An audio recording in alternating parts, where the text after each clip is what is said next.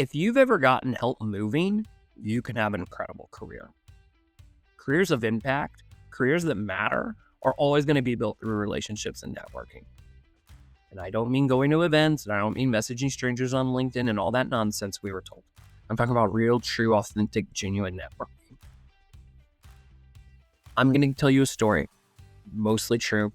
Some parts of it are slightly changed, and you'll probably understand why. The point is like, this is everything you need to know to understand like what networking really is, and hopefully show you that it's not as complicated as you think, and you can do it too. Even if you don't know people in the field you want to be in, if you're a little bit shy, whatever that excuse is that might be going on in your head, I want you to always come back to this story I'm about to tell you. There are few things worse than asking someone to help you move, right? Imagine picking up the phone and saying, hey, can you help me move? What have you done to that person? And this was my version of 2012. It was a long time ago. I called my friend Dave. I said, Dave, I know it's Friday night. Can you be at my apartment Saturday morning to help me move all day? Now, I put Dave in an impossible situation. He either has to do one of three things. He can lie and be like, oh man, I would, but I already have plans. Okay. He hangs up, but then he's like, man, I hate that I had to lie to my friend. I hate that he put me in a position I had to lie to him, but I don't want to help him all day. Number two, yeah, sure, Tommy, I guess I can be there. He hangs up. He's like, I can't believe I gotta go help him move. Really? Like, that is not what I had planned for my Saturday, but like, otherwise I'm a bad friend. So he comes and he helps me move, but he's gonna somewhere deep down always kind of hold that against me and be very annoyed about it. Or three, probably the most mature thing would be like, you know what, man? I do have plans and I really can't help, and I promise you I'm not lying. But still, he'll be like, I can't believe he waited to the last minute, and I wonder if Tommy thinks I'm lying, but I'm really not. Like, do I need to prove to him? And it's just not great. Or there was a fourth option I forgot. He could just say, you know what, I don't have plans, but I don't want to help you move. I'm sorry, dude. Like, your poor planning does not constitute me giving up my weekend. And I love you. I wish you the best of luck, but I'm not doing it.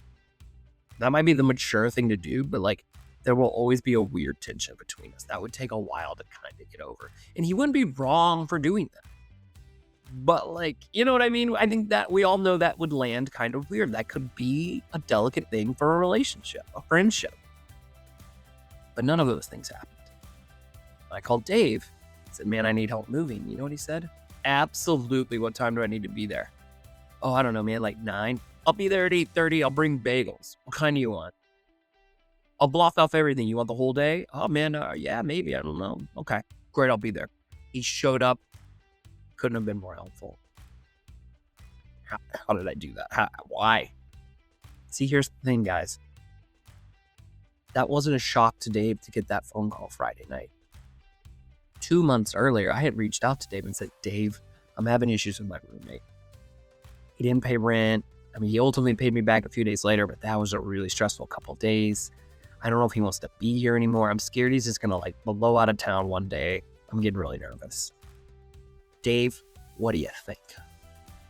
Dave was flattered. Oh my God, well, why are you coming to me? I don't know, you're so level-headed about this. You just get a good read on people. You're the person I wanted to hear about this with. He said, well, you know, I think you need to have a talk with them, Tommy. Like, really talk this through with them. Okay, Dave. I reached out to Dave a few days later. Hey, do you have some time tonight to maybe talk? I want to tell you about my conversation with the roommate went. And I updated him.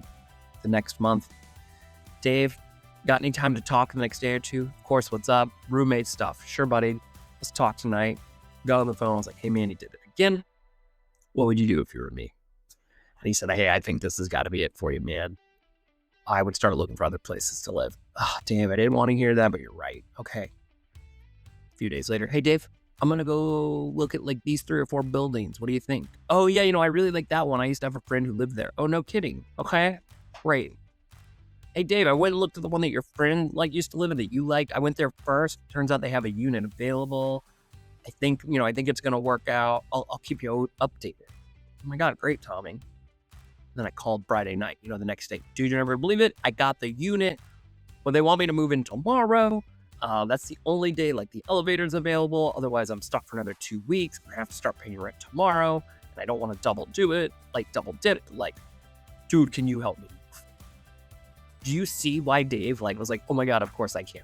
Like, now all of you realize like that answer he gave me made perfect sense. That's networking. Too many people think networking is the first story. You reach out to someone and say, help me, get me a job, put me in touch with someone, flag my resume. And the other person's like, and it creates this weirdness. And that is what has kept so many of you from even trying to network, because you're emotionally intelligent enough to feel that. And what I encourage everyone to do is do the second version. Come to them early in the process, or make them feel like it's the beginning of the process. Maybe you've been looking for months, but come to them and say, hey, I want your input. What do you think? Hey, give me some advice on this situation I'm going through. And do you see how you keep going to them and they chime in and it builds to where suddenly they're willing and excited to help because they feel like they've been prepped. They feel like they're a part of it. I remember Dave being like, hey man, how can I not help? I feel like I'm the one who kept telling you to move. I encouraged you to look at that apartment. It worked out. What kind of friend would I be if I didn't come step in when you need me? So when people are chiming in on your career journey, your job search, whatever you're in right now, and ultimately when there's a real opportunity, they're going to go crazy and they're going to jump all over it because they feel like they built you up and they've been there. So when there is a chance to help, they'll do it. But if you start at the end, 99% of the time, there's nothing they can do for you in that moment. They don't know of any jobs, or even just flagging a resume probably won't do much. And so maybe they'll do it, but they don't do it with any real oomph, any real pizzazz, right? And they'll just end it. And they may not feel very good about you. But if it builds and they're chiming in and they feel like a part of it, suddenly they get proactive and they hear of an opportunity and they go crazy.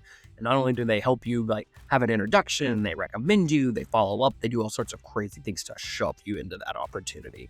It's amazing, and that is how I've built my career. I've had a few people just shove me into opportunities and advocate and pound the table that I get given a chance. And they, don't hold, I know my resume doesn't look like exactly what you want, but you got to hear this guy out. So think of networking like moving.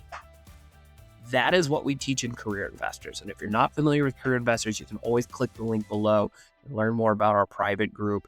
My kind of, what do I call it? I almost call it my coaching, career group. But I don't consider myself a career coach. You can click the link below and understand what it is more. But we have tons and tons of videos and modules in there where we talk about this, how to actually go do that, how to get those people invested, understand who are the right people to do that with, who are the people you don't want to do that with, and how ultimately there's a plan and structure behind that approach, and how you can build towards that, to where you suddenly have 3, 4, 5, 6, 7 people invested in you and being really helpful like that, right? Does that make sense? I think it makes sense. So this is how I want you guys to think about networking. Think about it earlier in the process. Think about it from that other person's point of view, to where they're bought into the idea of you getting that next opportunity. And that will make them want to help be a part of it. Hopefully this sinks in. I would really encourage you, if this feels right to you, it's kind of hit home in a different way, definitely click the link below. Watch a short little video about Career Investors. I think you might really get a lot of value out of it, and it's very, very affordable. Very affordable. It is designed to help anyone at any stage in their career. Most of the folks are kind of mid-career-ish, but this works everywhere, every field, with every person, because this stuff is universal. Okay, I'm going to stop. Hopefully you all help this. Remember, you can get someone to help you move. You can have that career you want.